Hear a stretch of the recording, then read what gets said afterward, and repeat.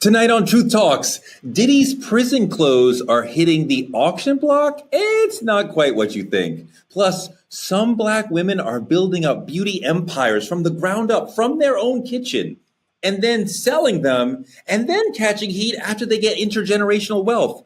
Can a sister come up at all? What's really going on? But can we get quality hair products that we need? It's a big conundrum. And why are parents making their kids learn R&B history as punishment? I'm confused. Let's get into it. Truth Talk starts right now.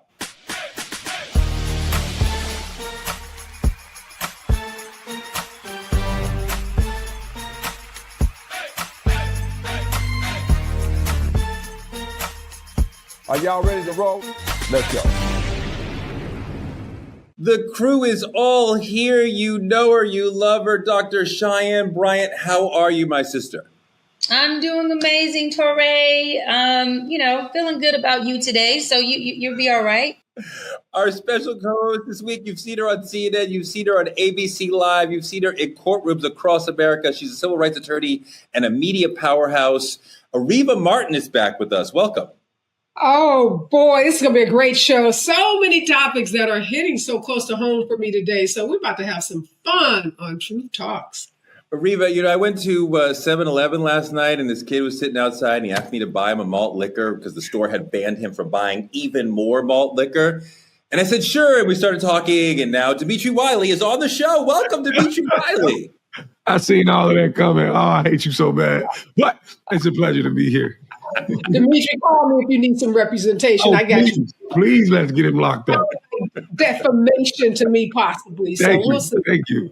So look, let's go to our first topic in trending topics. Diddy's on trial for racketeering, but someone's paying big for his prison clothes? Really? You can't get the ones he's wearing now unless you go into the jail that he's in. But Diddy's prison costume from the fantastic 2001 film Monsters Ball recently went up for auction. The film was Diddy's second major film role. And in the film, which was very powerful, he plays a condemned man on death row. So we get to see him be marched to the death chamber. Dimitri, who would buy this? Do you think it's insensitive to auction that off right now while he may be about to get real prison clothes for a long time? First off, the irony is killing me right now. The idea that it's actually quite hilarious. I cannot make that up. But the problem is our generation, not even generation, our culture. Our culture is so quick to create merchandise out of pop culture. We turn anything into merchandise before we even lived it. We're finished living it in reality. It's insane. But I think that's just our generation's narrative for monetary gain, how fast we fight for monetary gain. There's people who are going to pay a top dollar for these things. We've seen it with Michael Jackson. We've seen it with Kobe Bryant. You've seen it all over the place. And it'll continue. Ariva, does it sound kind of weird for people to want memorabilia of somebody, let's say somebody who has been indicted on something very serious? Obviously, very serious charges, Torrey, and we don't want to make light of it. But as Dimitri said, the irony is not lost on any of us. The fragility of fame and fortune.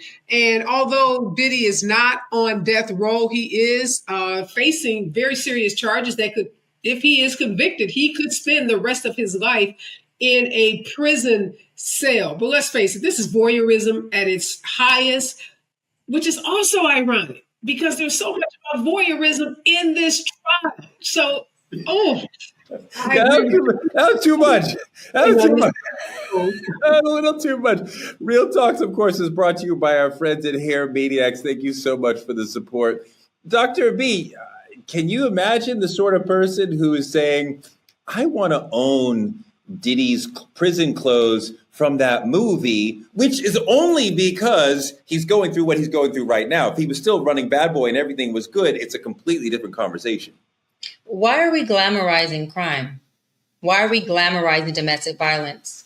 Why are we glamorizing not Bad Boy, the record label, but the bad boy? Why is it that our community finds so much positivity in the criminal, in the bad guy, right? I think that's a problem. No, I wouldn't want to purchase something that represents something that P. Diddy has already done. People have their opinions about the racketeering, about the sex trafficking, but you can't have your opinion about the domestic violence. It's on tape and we've seen it. So again, I think the bigger question is, how do we shift our perception as a community from glamorizing these kind of offenses versus taking a stand and saying that, no, we don't support anything that's associated or connected to this? Because this is also a direct disrespect to the victims who are victims in this case. I just think this is bigger than mentioning off some of his items for a movie he was in. I think this is a bigger narrative that we, again, as the Black voice on shows like this, True Talk, are attempting to shift and change so that our people can see things differently. I'm not buying it. I get the question, but here's the thing. It turns into novelty at some point. It's just like Michael Jordan's first NBA jersey. It's novelty. They want it. You understand what I'm saying? But hold on, let me get Ariva in here because it's not like Michael Jordan's jersey. It would be like OJ's glove, right? And if we are okay with memorabilia from criminals, then fine. Let's call it that. But let's not act like this is equivalent to, I don't know, a Tally Berry's T-shirt from Monsters Ball. Ariva, go. Yeah, we got to be clear about what it is that's being sold. And your point, Dr. B, about the domestic violence, yes, no debate about that. We can debate the other charges. But what I like about the sale of this item is that it gives an opportunity for advocates like us, Dr. B, advocates for women, advocates for domestic violence victims to take some agency here. So maybe some domestic violence advocate buys this and donates it to a shelter for women. Because one of the things we're seeing in this trial is victims standing up for the first time for many of these women, having the courage to stand up to a bully, to tell their story, and to gain back some of the agency that they lost in dealing with him. So I think we use this for good, because the reality is, like Dimitri, there's some people out there that are sick, that want to be able to say, I got Diddy's uniform or wardrobe from this movie, but I'm hoping that somebody buys it and donates it to a domestic for sure. Diddy was in Diddy was in prison in that movie, dealing with punishment. I want to move on to a different topic, an entirely different vision of punishment, something that is much more kinder and gentler, but also somehow slightly controversial. A new generation of parents is going old school in how they are punishing the kids. Let's take a look at this video. I act up in school, it's not funny, Cairo. I need 25 Drew Hills. Go. Step, jump. 1. No, that's not it. How is it? Step, don't yell at me. You rather get your ass whooped or you want to do these Drew Hills? My butt whooped. You want your ass whooped? I got you. It's not going to be a belt. It's going to be a shoehorn. I don't know how to do it. Get it together. And I want a step and a high jump. I want you to be up there. 20 Drew Hills. Go. 1, 2. That ain't it. That ain't it. How is it that? Get it together. Step, jump, step, jump, step, jump. 1, 2, 3, 4, 5. Put a smile on your face. Ariva, I think it's giving Joe Jackson. It's kind of gross the way that he's kind of marching him through this sort of rehearsal that the kid doesn't. I can't tell if this is punishment or he's like some sort of demonic dadager who's like, this is how we're going to practice becoming the next Drew Hill. Ray, can somebody call Child Protective Services, please? Like yesterday. This dad wants to be Dr. B. He wants a viral moment. That's all this is about. Making this kid do something, yelling at him. Does he want his ass whipped? Not going to be a belt, going to be a shoehorn. All something like child abuse to me. Exploiting this kid to get some likes, some clicks, some views for a video to go viral. It's just disgusting. And parents who are doing this, you're on the internet. So the Child Protective Services, this video could get sent to a teacher, get sent to a mandatory reporter. Somebody watching this may be not calling Child Protective Services. You may get a knock on your door. So cut it out, Dad. Grow up. Or make a video about your own self jumping, doing the Drew Hill dance. Leave this kid alone. Let this kid be a kid and not be subjected to this punishment. Dimitri, you got a 10-year-old I totally agree with Ariva. The threat at all, the threat of using a very hard shoehorn on the child. And you know what really made me cringe? When he told the kid, "You better smile." Like, so I have to pretend to like this as you are antagonizing me. I don't know, Dimitri. What do you think? For me, I'm not this parent. Like, I can't be this parent. I can't do it for viral sensations, and I don't do it for TikTok. That's just me personally. Parenting should never coexist with what you want with viral sensations on the internet. For me, I think about the idea in Black culture.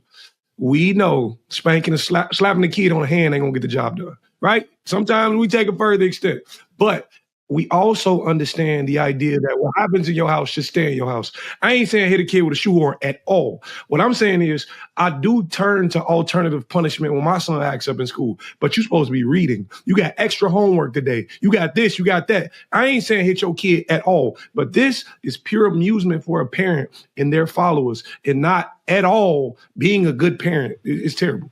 Yeah, Doc, this makes me super uncomfortable. And like, yes, everybody has addressed that this is for clicks, but putting aside that, I imagine this is probably the way he talks to the child on the regular. So I'm very uncomfortable with that and like looping in. The Drew Hill part seems like an excuse to get on the kid.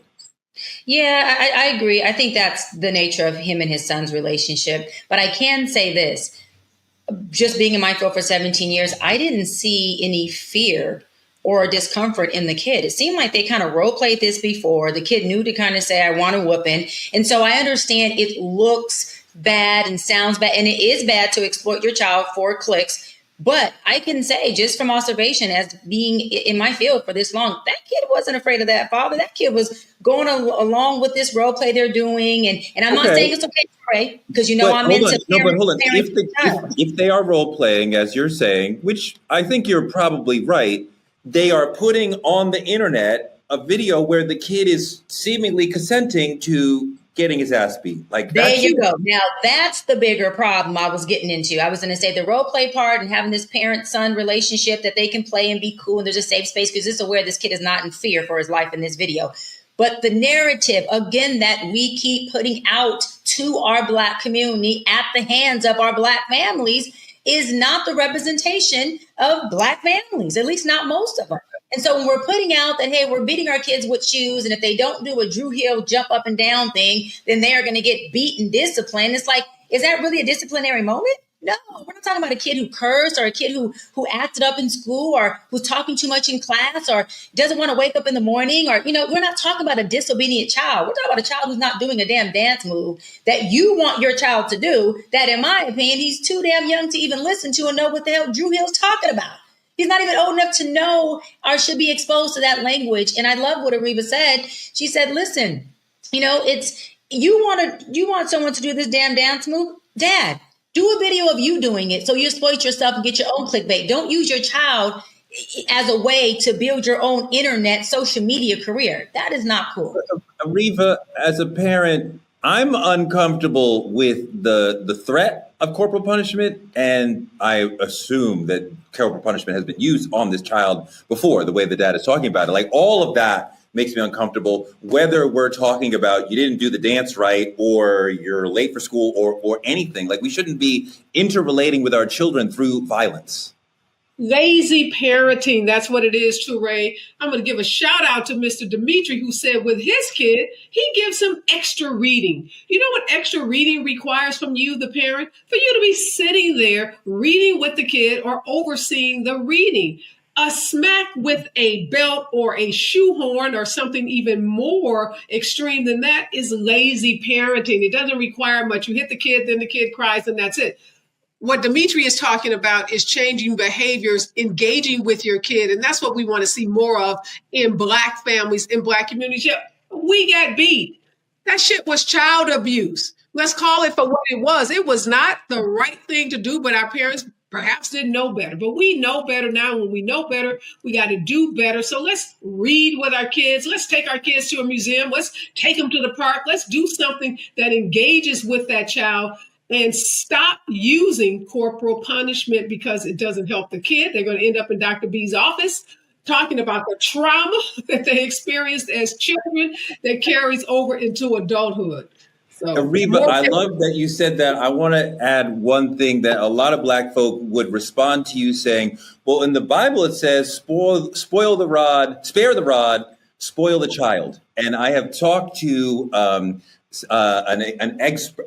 academic expert on this issue who's saying, we are completely misunderstanding what that means. The rod was something that an elder would have to represent that they have wisdom. And you would never strike another person with that rod. So what they were actually saying is if you don't share knowledge and wisdom with children, then you will lose them. Then we will ruin them. Then we will not do the best we can for them. This is coming from another language, right? So we can't have a literal translation, but the Bible is saying share knowledge with children. It is not saying you got to hit them.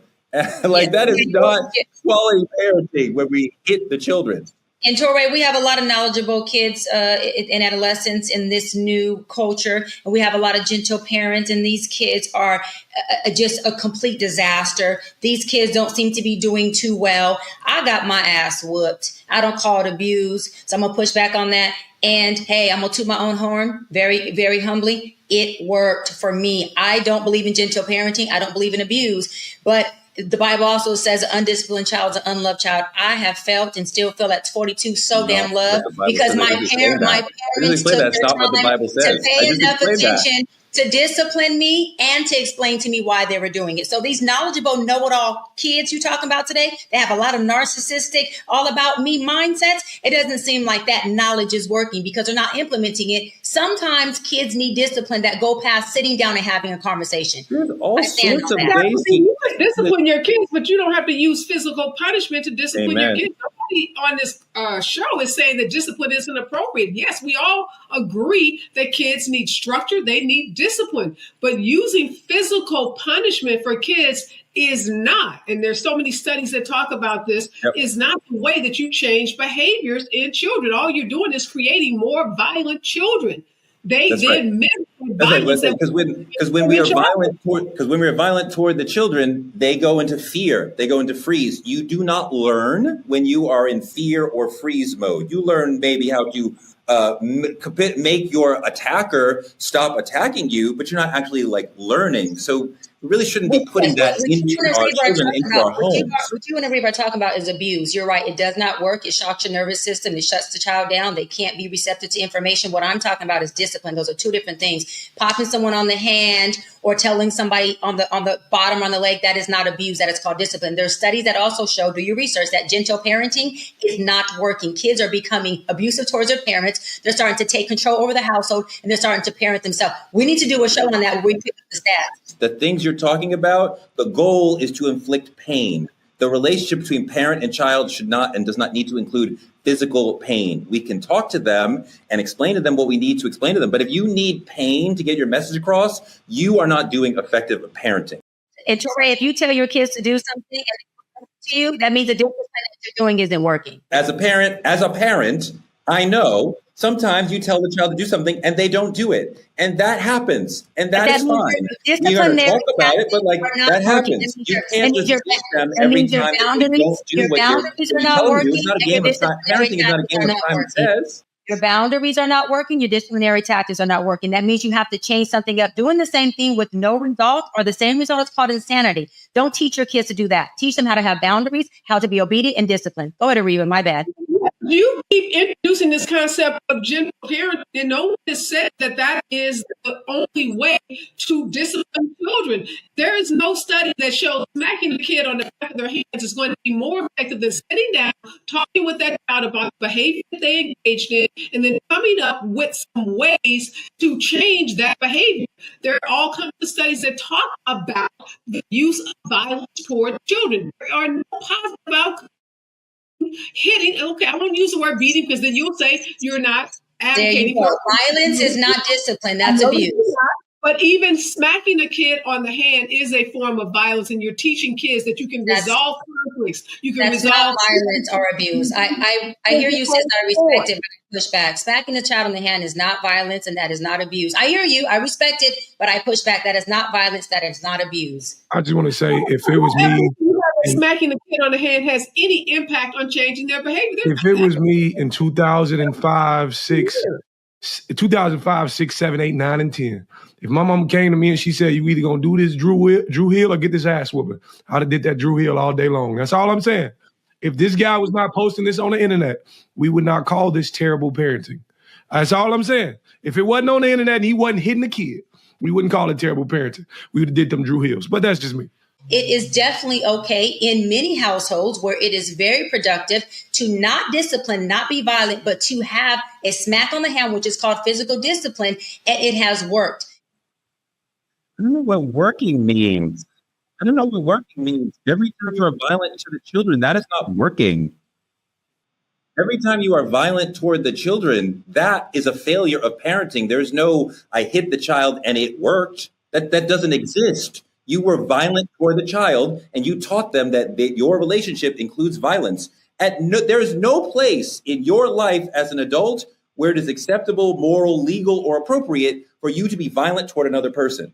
Why would it be acceptable for adults who are twice the size of children, who provide everything for the child, love, shelter, home? I need you for everything. But we say it's acceptable for me to inflict violence. We can say violence and abuse, as I keep saying, is not legal. Disciplining your child is legal, and there are physical disciplines like popping on the hand. That is not violent. That is not abuse. Violence. That is violence.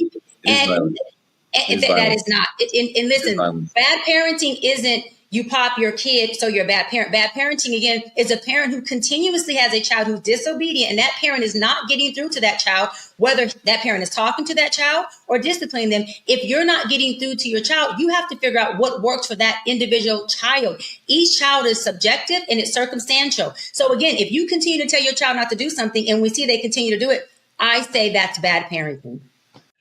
Okay, Dr. B, Teray and I are never going to change our minds about using any physical force towards children. And I agree with you, though, that if you're not getting through with one form of discipline, you have to use another form of discipline. But that other form of discipline should not be and never has to be using any physical force towards your child.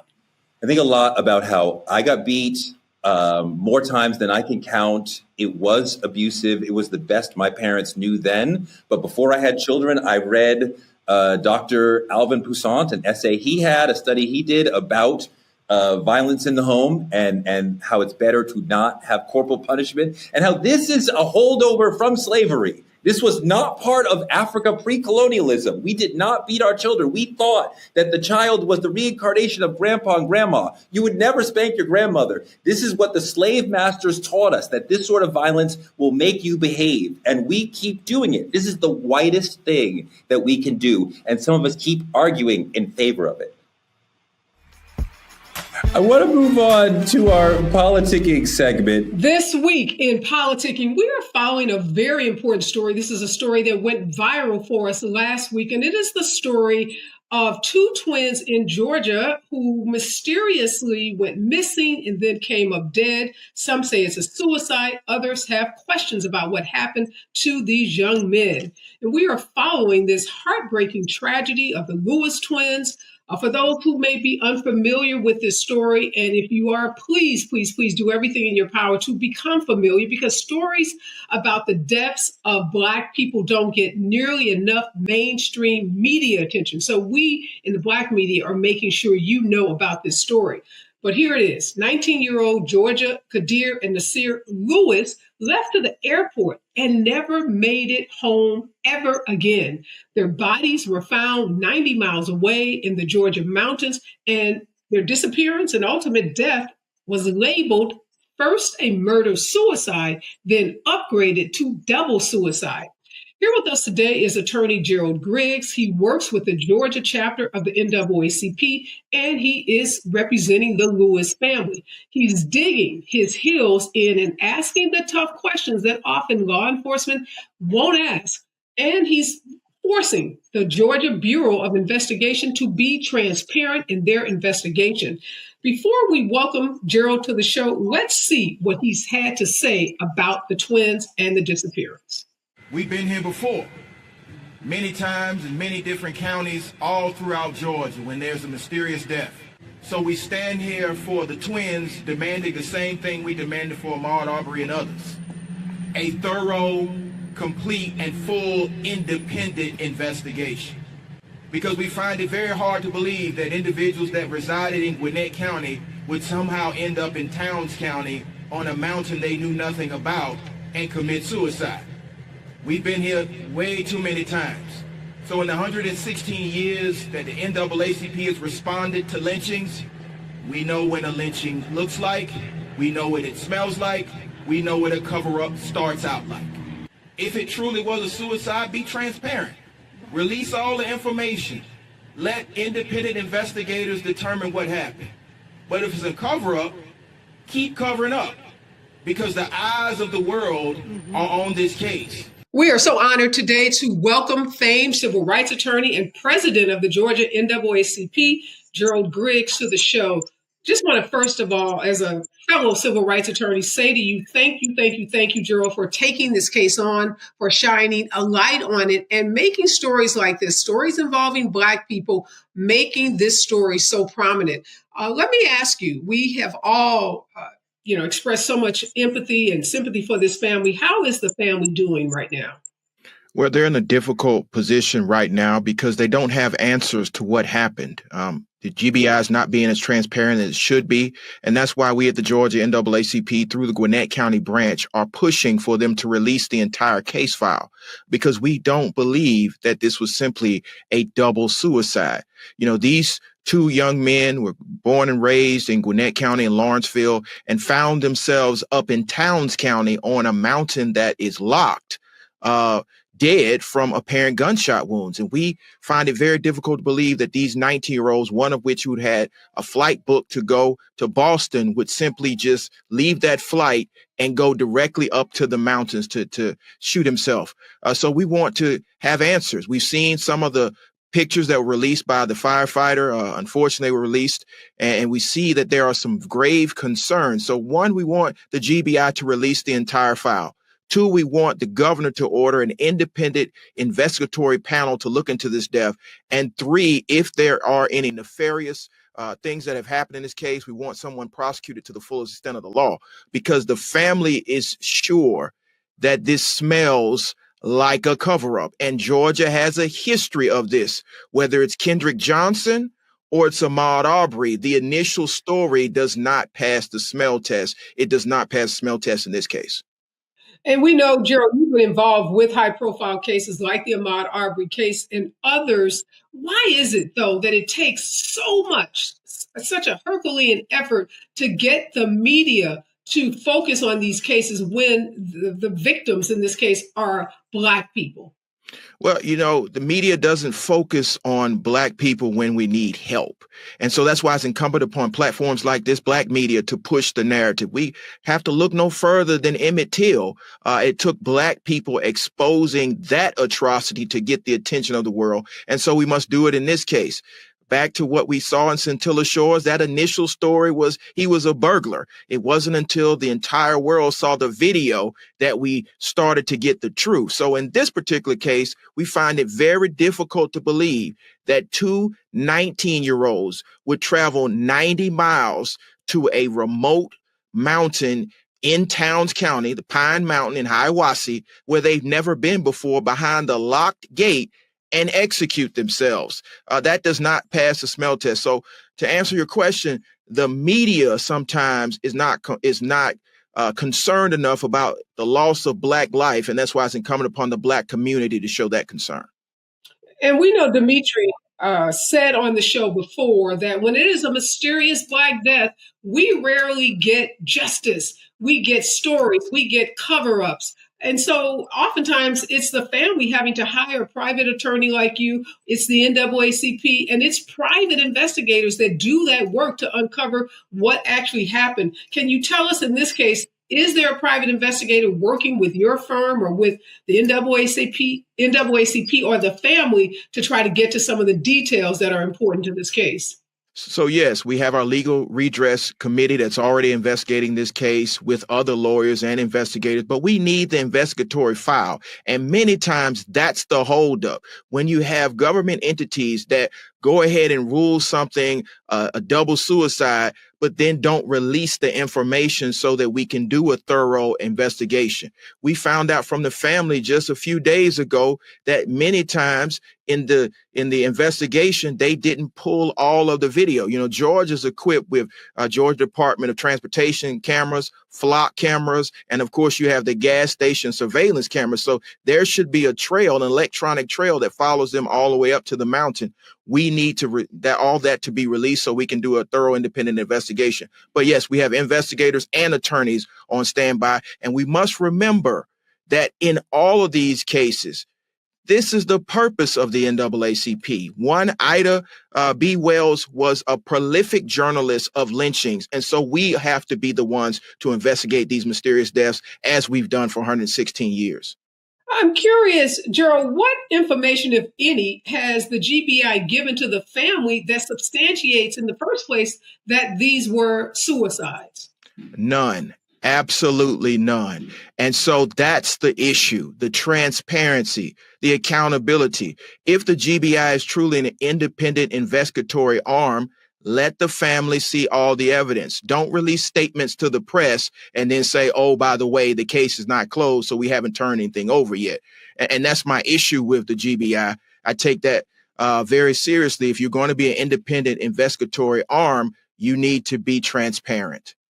So Dr. B is not only the president of the NAACP in Los Angeles, she's also a psychologist. So Dr. B, weigh in on this story, because if this is suicide, ultimately, if that's where the facts lead us, how difficult is this going to be for the family to accept that both their sons committed suicide? And then what should we as a community do to help this family?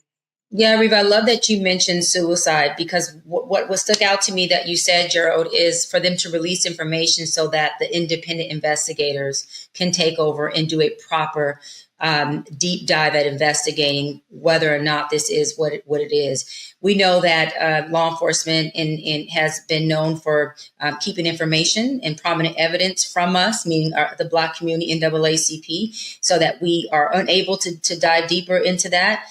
But to answer your question, Ariva, suicide is something that is again, it affects everyone, not just the folks who unfortunately take their life, but it affects the families long term. But then what we all tend to forget is that in addition to the families being affected, there is a community that look like us on here that do and are affected by every time somebody in our Black community commits suicide. We are all affected. It affects all of us as a community. It also puts all of us, I talk about secondary trauma all the time. It puts us in a place of having to experience and hear and see and be a part of secondary trauma. The third thing is called learned behavior. It teaches a really false narrative to our community, especially our Black boys. It teaches them that when times get hard, that suicide is a proper and okay way out, when it's not. It also continues to push the narrative that asking for help is weak, and that there is no help, and that that folks are not going to show up for you and help you process through this weight that you are carrying. And so when we look at it from a collective perspective, all of us are affected. And land on this. Suicide used to be a white thing, and I am at no way condoning suicide, because mental health is a human right. It's not a race right, it's a human right. But the fact that it is at an all-time high within the Black male community is heartbreaking, it's disheartening, and we do have to do much more as a community by standing up, by asking questions, by checking in with our brothers. By the way, this month, June, is Men's Mental Health Month. Why are we not bringing more awareness to Men's Mental Health Month? Why are we not making sure we're checking in with folks, especially our Black men, and saying, bro, are you okay? Do you need anything? What resources do you need? And really quick, when someone says they're not okay and we see the signs, when someone says they are okay and we see the signs that they're not, it is our responsibility as parents, as loved ones, and as community leaders to take that extra step to say, you don't seem to be all right. So I want to make sure I personally do a wellness check. I make a phone call to do a wellness check, and or I give you the proper, necessary resources to make sure that you really are okay. No, that's great advice. And thank you for reminding us that June is Male Mental Health Month. And we know in the Black community, it is taboo, too much negative stigma around talking about mental health issues. I do want to go back, though, Gerald, to the investigation, because there is some public information out there floating around on the internet that the twins Googled suicide and had bullets sent to their home. Have you been able to verify that? Is that just disinformation on the internet, or are you familiar with that? Help us understand what's going on with that information. And so that's what I mean by the GBI not being transparent.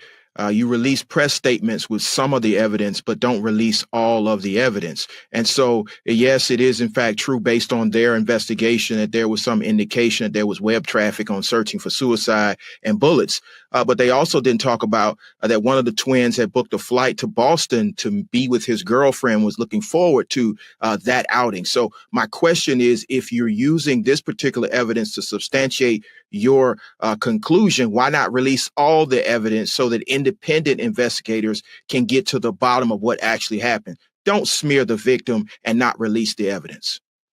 And Dimitri, I want to ask you, you're not 19, but you're closer to that age than the rest of us. How does this hit for you when you hear a story like this? Two 19-year-old Black young men, and now this whole mystery around suicide versus murder-suicide versus potentially even murder. How is that hitting in the Gen Z community? Oh, man, it's not just only hitting in the Gen Z community. I think it hits home because I've admitted to mental health issues myself, attempted suicide here on Truth Talks. So it's a very sensitive subject for me. And I think the thing about it is, it's an honor to be speaking to you guys. Just at that, I just want to say the level of intelligence and what you guys do know. But I think for me, I know a lot of times we only speak from what we know, and I know we're trying to fight to get evidence out there. But to me, the silence around Black death, whether it is a suicide or it is not a suicide, seems more like a confession to me. It seems more like you guys know, and I'm solely speaking for my generation. When we looking at it, it's not only that it feels like they're telling us it is a suicide. It feels like that's all we giving you. Get over it. It feels like that's what they're telling us. And for me and my generation, who, as you guys say, like Dr. Brian implemented, it's become more of a mental health crisis these days than it's ever been for young Black men. And for us, this adds to it. It's not only that you feel like suicide is a valid option, but honestly, you start to feel like it's the only option because you go to your mom, you go to your dad, you go to people around you. And I'll be honest. Excuse me for, getting a little emotional about it, but when you living in a space like that, and let's just say hypothetically, this was a suicide for these kids. That's not to my belief, but if we speaking on suicide, when you living in a space like that, even the slightest no can push you over the edge. Even the slightest, the slightest turn of what you needed. You may have just needed a hug, and not having that at that moment would push you towards that. And I'm solely speaking that because I'm hosting a few mental health events for young men here in Chicago. It's super, super personal to me. And this specific topic hits home.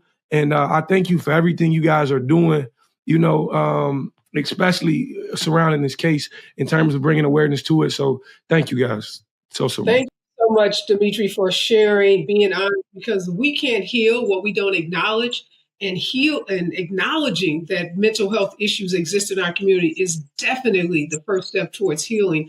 I do want to, Gerald, before we let you go, just ask, what do you think the GBI is hiding? We know that these investigatory bodies want to quickly close these cases, particularly when they start to get some media heat and when they see big time, big dog lawyers like you get involved. They want to shut this down as quickly as possible. But do you think this could be some kind of, white supremacist that's out, some kind of hate crime? Like what do you think could be behind the cover-up? Not sure. And that's one of the main questions we want answered, because we do know there's a heightened climate of racial insecurity in this country, but particularly in this state, especially in that particular region of the state. And so we just want to make sure that there was no involvement of any of the known hate groups that are in this state, of the known white supremacist groups in this state, that there's no indication as any racial animus or attack that happened. You can't just close the book and say, oh, it was a double suicide, when y'all thought it was a murder suicide from the very beginning. And so it's a lot of unanswered questions, which transparency from the GBI and an independent investigation can dispel. But Georgia has a long history of trying to sweep things under the rug. And we at the Georgia NAACP say, not on our watch, be transparent, release the entire file, and let the independent investigator determine what happened. So, Gerald, obviously, we don't have any more information than what has been provided from the GBI and what we've heard from you. But if this is a murder, walk us through what happens next. What happens next is it should go to the district attorney's office up there in Towns County in the judicial circuit there. And there should be another thorough investigation and a presentment to the grand jury, an indictment and a trial. But our hope right now is that we don't have to escalate this any further, because Georgia does have a mechanism where private citizens can bring forth a judicial investigation through a warrant application hearing. That's why we need the evidence, because, again, we only trust law enforcement as far as we can verify. And in this particular case, after 20 years of practicing law, I find it very difficult to believe that two 19-year-olds who know nothing about Pine Mountain would drive up a dark, winding road through a gate up to the mountains and kill themselves in a way where their bodies were placed in a way that the family believes was a sacrifice. And so there are a lot of facts that are starting to come out. Namely, both of them weren't the best of drivers. They get lost with directions and all these things, typically don't drive that far, and already had plans to go to Boston. So there are some serious concerns about what may or may not have happened. And that's why the family is pushing through the NAACP and all of their supporters for the GBI to be transparent. And the message to the GBI is this: if you have nothing to hide, why would you conclude the case as a double suicide but not release the file? Yeah. Well, I can tell you with 100% certainty, we are feeling so much better having had this conversation with you, Gerald. This is a difficult case. It's a difficult case for our community, for our young people. But knowing that the NAACP of Georgia is on the case, knowing that you are on the case, give us hope that we are going to get to the bottom of this. We're going to find out what happened to these two young men. We're going to hold anyone accountable that had anything to do with the deaths of these two young men. We are going to stay on this story. It's an important story for our community. It's an important story for this show. But tell us, Gerald, before we let you go, what can we do? Is there a GoFundMe account? Is there a letter writing campaign? Are there calls that we need to make to the GBI? What can we do as a community to support you and to support this family? All of those things. The family has set up a GoFundMe to support this case. The NAACP is calling on everybody concerned, both in the state of Georgia and outside, to put pressure on the GBI to be transparent and release the file. So you can call the GBI. There will be a change.org petition that will be going up very shortly. Just Google the names of Nasir and Qaazir Lewis and support the family. But most importantly, share this story. We are in a viral internet digital age. Share the story so we can bring awareness. That's exactly how we started to push to get justice for Ahmaud Arbery, is because of your viewers and others that stood on business and made sure that everyone knows that Black lives do matter and that we will hold accountable anybody who tries to neglect or take a Black life. Gerald, before we let you go, I want to ask you what is going on with this family. We know that these cases can have a devastating impact on their mental health, on their physical health. So talk to us about what's going on with the family. It's definitely a very trying time for the family. The father has had 5 strokes. And because of this particular case and the concern and the pain and the hurt, I think a lot of people miss the impact of what something like this does to a family, especially a close-knit family like the Lewis family. Other family members are dealing with other serious medical conditions. So we're hopeful that we can provide assistance to get them through this trying time and also take care of their health. But it's definitely a trying time for the family.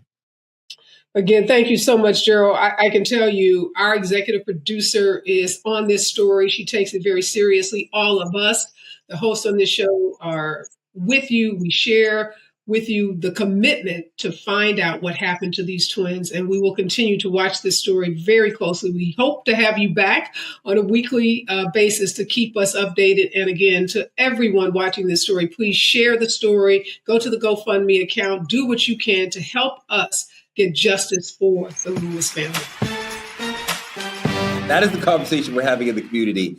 But I want to move on to another conversation that we're having in the community in Real Talk. We all love Black girl magic. But what happens when that magic leaves your hair dry and breaking?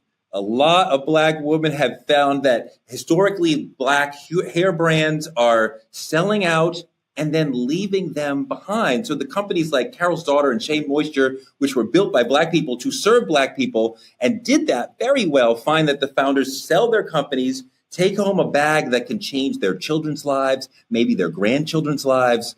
But the customers sometimes end up feeling betrayed because they need good hair care, and major corporations come in and buy successful Black hair companies and then leave people feeling like when the ownership changes, we lose a brand we need. The formula changes, the things that make the brand important to us change. It's a complicated conversation. I interviewed Lisa Price, who started and ran my favorite hair care brand, Carol's Daughter. And when she sold the company to L'Oreal, she felt some hating. At first, she was ashamed, but then she pushed back. Roll that clip. I started a company in my kitchen and I just sold it to the largest beauty company in the world. And I'm walking around ashamed because people think I'm a sellout because they don't even know who I am. I said, no, I'm not feeling that anymore. I'm not owning that. That's not my story. When I got back to New York after that weekend, we started educating people as best we could because I felt like as Black people, we're accustomed to being stolen and taken from and used. So I changed the narrative. Ariva, you've seen this journey as yourself, growing up, dealing with your hair and then being a parent. Now your daughters are grown up, but like you've dealt with this in multiple ways. So how's that Black hair care journey for you? Well, first of all, was that some shade, Touré, about my hair? No, your hair looks amazing. No, but just every Black person, especially Black women, like, you know, you find your brand, you find your style, you find your, like, everyone. No, your hair looks amazing. Are you kidding? It was a joke, bro. It was a joke. The best looking hair on the show. Oh, look at that love bombing, Dr. B. Okay, I love get him, Marina, get him. I love this topic. And I had an opportunity to see the founder, Lisa Price, at a recent conference and talk about, as you know, Touré, she's bought her company back. So that's a really amazing thing if people didn't know that. But look, here's the deal. It is the double standard that Black women are always faced with. So here we are building companies out of our kitchen, companies that get the attention of these multi-billion-dollar brands. We have an opportunity to sell them, to create generational wealth in our own community, to model what it means to be an entrepreneur, to have our company sold publicly on the New York Stock Exchange, to become wealthy so that we can now invest in other companies. We can invest in philanthropic organizations, and we can do all the things that we know wealth affords us to do. And then Black folks say, well, wait a minute, my perm isn't working the way it used to be, or my hair isn't as shiny as it was. We don't hold white sellers and entrepreneurs to that standard. When they sell a company or when they divest from a company, we don't hold them to that standard. So why are they expecting Black women, Black entrepreneurs, Black business people to be held to such a high standard? If the product no longer works, that just creates a market opportunity for somebody else to step in and create a product that does work. So I say right on to Lisa and every Black woman entrepreneur out there that's building a business, selling that business if they choose to sell it, or keeping it if they choose to keep it. But give us the same options and opportunities as every other entrepreneur is given. given. I want you to go a little deeper on that, because you owned and operated a very well-known law firm, and lots of people were like, wow, that is so inspiring that this sister owns and runs this law firm, and maybe I can do that one day. I'm sure you've advised people in this space era. So there's Ariva, who owns this thing and is an inspiration and a beacon to adults and children. But then you want to change your family's life, your grandchildren's life, and you want to sell the thing and realize the value. Both things are valid choices, but like there is a value to the community in being seen as owning something. Oh, I totally agree with you. And there is a value in creating those intergenerational businesses and passing down a business, whether it's a law firm, a bank, or a hair care company. But we're acting as if these women who sell these companies go off and, sell to the south of France and are never heard of. These are entrepreneurs. So they may sell that business, but more often than not, they are creating other businesses. And all I'm saying is give us an opportunity to do the same things that other entrepreneurs are doing. And most of these folks, I can't speak for every last one of them. I can speak for myself as an entrepreneur and a business owner and so many others. We are thinking always of our community, and we're always thinking of how we continue to create value for our community. And trust me, if we can get $1 billion sale of a company, that just allows us to create more opportunities for more entrepreneurs to invest, because we know Black founders are less than 1% of all recipients of venture capital funds. But if I sell a business for $1 billion, guess what, Teray? Now I got money that I can invest in hundreds and hundreds of other Black entrepreneurs. For sure, there's very, very few Black companies that have exited at $1 billion, right? We would love to see that, but that is a very, very hard standard to reach. But Dimitri, she makes a great point. The counselor makes a great point about women and what the lens that's being put on them for selling. Is it the same, do you think, for men, Black men who create companies and then sell them? Is there the same sort of, sort of feeling about like, yay, we take so much inspiration from you owning it, and thus we're so hurt when you sell it? I don't think it's the same standard for men and women. Just based on how our culture looks at it, we are always a lot harder on women when women want to be entrepreneurs and they do the correct entrepreneurial thing. It's actually quite amazing to me that we're this way. Maybe it's probably because men pay less attention to the actual ownership. Like, we support things and we don't care who owns it. We don't know who owns it. But the thing about it is, I think what's interesting to note about this whole thing to me, because I'm with Ms. Martin for sure. I think sell it where you can, because that's the point of being an entrepreneur. It's to create income, generational wealth for the family and everybody under you. But the interesting point to me is that more than likely, the same people yelling she's a sellout, the same people yelling you shouldn't have sold it, were probably not supporting the business anyway. You were already going and buying from the competition she sold it to. So it's an interesting thing to me. Shai, I think some of these folks, though, who are complaining are loyal fans of the companies. I mean, we're talking about hair care companies, and how important is hair to us, especially as Black people? How important is our hair looking good to us? And traditional manufacturers are not really checking for us. So when we have the Carol's Daughters and the Shea Moistures and other people, Hair Magic, who are like here to help us and like want to be there for us, like, we love them. We need these companies to be there for us. When you sell the company, after you've created this great relationship with the people, your customers who are like, especially for hair care, we need you. Do you not still have a responsibility to them? To the brand will still be there for them. I want to roll a video that speaks to that and then talk about it. Their hair once gave bounce, body. My edges were thinning out. It's like clumps coming out. And suddenly they were pulling up to the scene with their ceiling missing. I was in denial. I'm like, it can't be Mael. It's everywhere on social media. Because my hair in the front was just falling out. Ruined my hair. You heard me. Mael Organics hit with claim after claim recently on social media. Customers saying that some products were turning them into bald head skittle diddles. A lot of these products, especially when they have fragrances, can be really damaging for Black hair. So I mean, when we're getting a Black hair product that is meant for us, where they're putting in who knows what kind of chemicals and people's hair is falling out, and I've heard many other stories like those stories, That's a very, how do we even trust the market? I think we're mixing apples and oranges. Thank you, Dr. B, for introducing the concept of for-profit.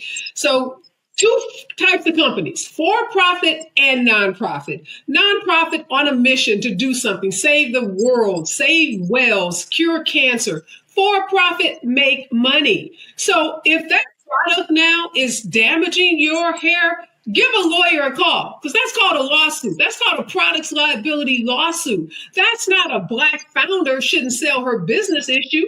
That Black founder was in a for-profit company. She did what a for-profit company should do, which is maximize profits.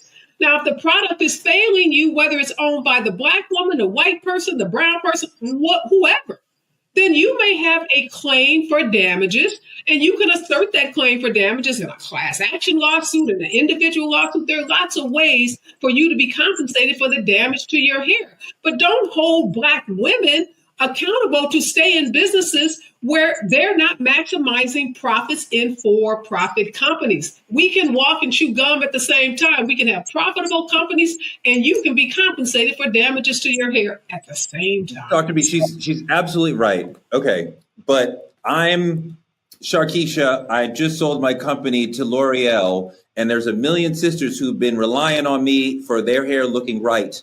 And I'm about to take my 20 million and go to Turks and Caicos for the next 5 years. But is it okay for me to leave those million sisters who've been relying on me for their hair and say, well, I don't know what this big hair care brand is, what L'Oreal's going to put in here. Good luck. I'm out. Is that okay? Well, this is the thing, right? Once L'Oreal purchases that business, that is L'Oreal's responsibility. That is no longer my responsibility. Now, me as a business owner, I would have put out a disclaimer that says, hey, all of my fans, my followers, my consumers, thank you so much for supporting me when I did own such and such, but I have recently sold it. And so they are taking over. And I just want to do that because I love y'all, but I will be building more businesses and more products just for you ladies, because I know we are a community here. And I would have went on to that brand disclaimer of a video because I want to be able to keep my audience, because I'm going to build more businesses. That would be a business for me. But I do believe that once it's sold, like once I buy my Bentley off the car lot, is mine. I'm not going to go back and say, hey, by the way, guess what? Unless they say there's been a defect, or hey, we found that in the year of 2010 there's an auto defect. But L'Oreal owns it. That's why contracts. We have attorney on it. That's why contracts and agreements are made, Torre, so that we know the person who owns it is responsible for what comes next. But I do want to input this. Yes, as an owner who previously owned it, this is just me personally, because I love my community. I love my clients and my consumers. I would have said previously, I'm selling it. Love y'all. Thank you for the support. This person is owning it now. Go on and do that over there. But your example calls itself out. If you buy a Tesla and something goes wrong with the Tesla and it's their fault, you didn't get into an accident, you can go back to Tesla and they'll fix it. They may even call you or email you and say, something's wrong with the car, bring it back, we'll fix it, right? Everybody does that. So if I buy Carol's daughter and my hair falls out, that's not like caveat emptor, right? That's your problem, right? Like that is, I would go back to the company and be like, I've been trusting you. I mean, my God, if Carol's daughter, after all these years, I've been rocking with Carol's daughter for like 25 years and it's fantastic. And I've tried others. It is the best for me. And like, if my hair suddenly started to fall out, like I would find Lisa wherever she, and I'm like, how did this change? What happened? We were doing so well. And I would think, and I mean, a lot of times, Ariva, they do make a provision, like the sister will sell the company and then become the chairman emeritus or the CEO or whatever. So she stays working in the company and even collecting a salary. So she stays part of the brand, right? Is she not incentivized to want the brand to still serve the customer, even though she doesn't own the brand anymore? I think she does. And I think to the point that Dr. B is making, that the best owner that sells may be able to do is to tell their audience, to tell their clients that they are moving on. And in your example, sometimes they do stay on with the bigger company. They get a position as CEO or product manager or some position. And many of them will try to keep the product, the fidelity of the product in place. But again, big business steps in. So if L'Oreal says to Lisa, yeah, you were using this product, but for financial reasons, we are going to change this formula. Lisa may be limited in her ability to force L'Oreal to use the same products that she was using. And that's why I think Lisa and some of these other folks end up buying their company back. Maybe they don't like the way the big company has changed their brand. But again, putting all this on the backs of Black women, where's their incentives for us to go out and build big companies if we can never sell that company out of fear of being called a sellout? Again, not a standard that Black men are held to, not a standard that white folks are held to. I say support those Black owners when they sell those companies. Trust that they have our backs, that they're going to do something with that money that continues to enhance and make our communities better. But don't shackle them with these unrealistic expectations. They are not martyrs. They are business women. Give us respect. We're business people. Dimitri, you have no hair. That's the question. No, I'm kidding. But no, Ariva makes an amazing point that there is a business legal aspect to this, and then there's a cultural aspect to this. And the reason why these brands succeed is because they become beloved by us. We tell our friends, yo, my hair looks good because of such and such. And then they start wearing, right? So it matters to us in the community. I started using Carol's Daughter because I saw an ad that said Will Smith and Jada Pinkett Smith had invested in the brand. And I'm like, well, Jada must know. I can't take a better recommendation on it than Jada, at least Jada then. This is way before Chris Rock, Dimitri. But talk about that problem for a founder that we create this deep relationship with the Black community, but then there's this legal and business aspect of like, but I'm here to sell. Yeah, it's absolutely a double standard that only our culture enforces on entrepreneurs. Only our culture forces on other people. I think the thing about it is, for me, it's all about how you view it internally. As a business owner, am I here? Did I create this product for my culture, or did I create this product to actually make money? And if the goal internally is saying, I did this to make money, I did this for my child, for generational wealth, I don't care how they change the formula, then you understand what side of the table you actually sit on. But for those who actually care more about what the product brings to the culture and how many people use it and how many people rely on them, then those people are less to sell. Honestly, it's an internal battle that these owners must go through. And there's honestly I'm sure you can work it out contractually, like in the contract. But there's ways you may be able to save the culture's face in it. But honestly, when you sell the business, you sell the product, which in turn changes the message. And honestly, a lot of time the message is all we have. This is not just about selling out like we've been talking about. This is also about protecting our health. Some of these lawsuits are speaking to L'Oreal, Revlon, Dark and Lovely, Cream of Nature, like the brands that we have loved and cherished for a long time. So when you hear about these reports about these potential harmful ingredients being put in these relaxers for decades, back even when Dark and Lovely was owned by a Black-owned company, Carson Products, I mean, if even Black founders are creating products that can be dangerous, does it even matter who we buy them from? That's the $1 million point you're making right here, Teray. It doesn't matter what the color of the owner is. If anybody is putting chemicals in hair care products that are harmful to us, that cause cancer, they need to be held accountable. I don't care what your race is. I'm not going to ride for a Black owner that uses chemicals that are bad for us. We all have the right to purchase products. We all should be able to go into a store, buy a product that's safe, that doesn't cause cancer, that doesn't cause any harm to our bodies. And we should be speaking out against these companies, even those that we love, if they're poisoning us. I'm thinking of every relaxer I've ever gotten as a child. And I got a whole lot of relaxers. And if you are a Black woman, you probably have had a relaxer put in your hair at some point, even during pregnancy. I probably had relaxers when I was pregnant with one or more of my children. So it makes me very upset, very angry to learn that those products that we trusted, those Black hairstylists who were buying those products, making these companies millions and millions of dollars, they were putting us at risk. And now we find out 10 years later, 20 years later, that we may be more susceptible to cancer because we were relaxing our hair. So yes, sue them. Get every dime you can out of them. It's not going to prevent the cancer, but it might provide you some much needed compensation to help you get needed cancer treatment or to deal with some of the damages you suffer if you are one of those individuals that got relaxers and now you find yourself with some kind of cancer. Doc, how do we know what we can feel good about using when, as we said, even some Black companies are putting dangerous things in our hair care? Like, I would assume if it's Black owned, that means that they're thinking about us and we can trust them. And we know from the data that that's not always true. So then what do we do? Well, it's a dual responsibility.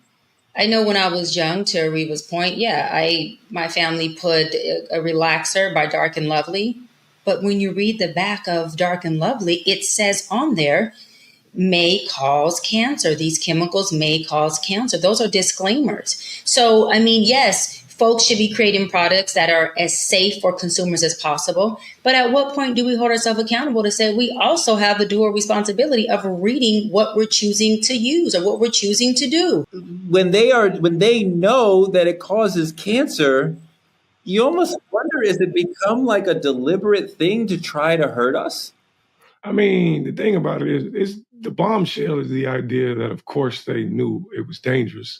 But the thing about it is they knew that regardless of anything, the straight hair thing we were looking for has always been tied to fitting in and being clean and appropriate and acceptable. So regardless of what I put in this bottle, they're going to buy it regardless. And I think that's the thing about it. The thing about it is, how far were we willing to go in not reading the bottle and not reading the ingredients to understand that this was actually causing harm?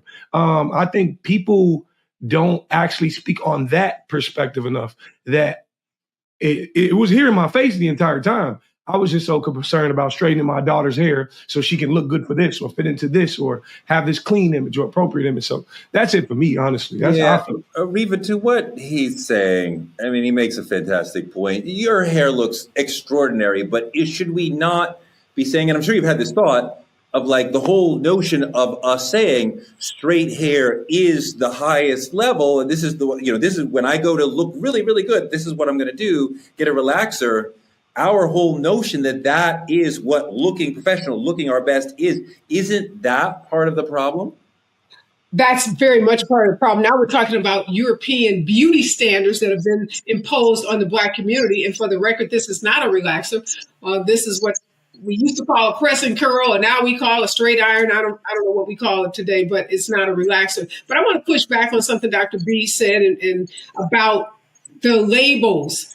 So yes, there are warning labels that are on these products, but they're very, very misleading. So at the same time, there may be in very, very fine print on the back of a product, something about it causing cancer. We're also getting bombarded with ads in the media, on television, on the internet, on social media about these products and the safety of these products. So I'm not going to let these companies off the hook because they put something in the smallest print ever on the back of the product about cancer. The reality is they're telling us that these products are safe. They told our parents they were safe because my mama wouldn't have put a perm on my head if she knew that it possibly would cause me cancer. I mean, I feel like in America, if I go into a store, I should be able to trust that the things in the store are safe for me. I shouldn't have to do a PhD level research and become a scientist to know all the chemicals to understand, like, oh, this actually isn't safe for me.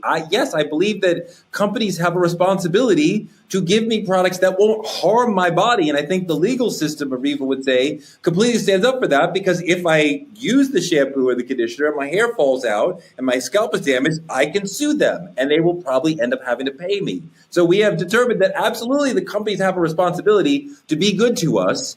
But we are surely feeding into the whole thing by, as Ariva pointed out, Eurocentric beauty standards saying that this is what we want our hair to look.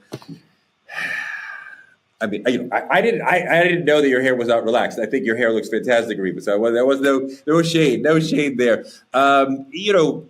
There is the opportunity to use natural products and things without fragrance and things without certain chemicals. And there are brands you can buy where you can customize what goes into the bottle, and you can say, okay, I don't want that. So then it is even perhaps safer for you. The thing about this is the larger conversations is self-acceptance. You can put all the natural products in the world you want on the market. But the thing about it is if they are not what I deem worthy, that the world tells me is worthy of acceptability, then I'm not going to buy it. The thing about it is you got the option to do your hair however you choose to. But if the world is shaping you in what you should believe, then that's all that's going to matter. When the world teaches you to hate your roots so they can sell you a product, that's all you're going to do. That's all you're going to know. And a lot of times it starts young. Like your mama was already buying these products, so it was already laid on you. All it did was continue. And I think that matters. We need to push self-acceptance in order to push natural products, because I'm pro Black women doing what they want to do. Baby, and rocking your natural hair is what you feel like you should be doing, I'm clapping for you. That's all I'm saying. Aw, that was so nice. Yeah, your DMs is gonna be all filled after. Come on now. Hey, look, hit me up. Comment 773. No, I'm just kidding. You can't put your phone number on the internet, nigga. What you doing? You crazy. All right. Thank you so much, Ariva, for coming through as a special guest and bringing your legal mind and everything else. We really appreciate it. It's been an honor to spend this time with you. Like, comment, and subscribe on our YouTube channel at Truth Talk-Live. Support us by donating to Truth Talks Live or visit our website and become a VIP member of the Truth Lounge. Advertisers and small business owners, we have space for you. You want to advertise on the show? Speak to our 10 million strong viewing audience. Come find us. Go to Truth Talks.live. We'll figure it out. Click on your favorite co-host VIP room. Support Hair Mania, and let's build Black media together. Tomorrow night, we're joined again by Ariva Martin to peel back the layers of truth, justice, and what it means to live bold and Black in America. Truth Talks airs weeknights at 8 p.m. EST and 8 p.m. PST. We will be here for you tomorrow.